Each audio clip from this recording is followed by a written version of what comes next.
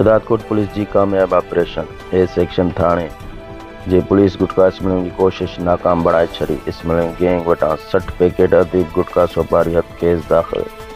Smuggling जे रोकथाम लाइ SSP कमर शदादकोट जे हुकूमत SHO section Akhtar Hussain Abro staff समेत कमर बस स्टाफ वटि ॻुझे इतला ते चेकिंग दौरान गुटखा फिराम कंदड़ गैंग जो हिक औरत के गिरफ्तार करे वरितो।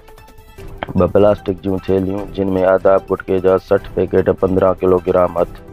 गिरफ्तार थियल औरत जवाबदारी जी सुञाणप मसमात कस्बानो ज़ाल खैर मोहम्मद मक्सी वेठल नज़द रईस किनाल ज़िला लाड़काना तौर थी आहे। गिरफ्तार जवाबदार औरत मुख़्तलिफ़ शहरनि में गुटखो स्मगलिंग करण जो सिलसिलो जारी रखंदी हुई।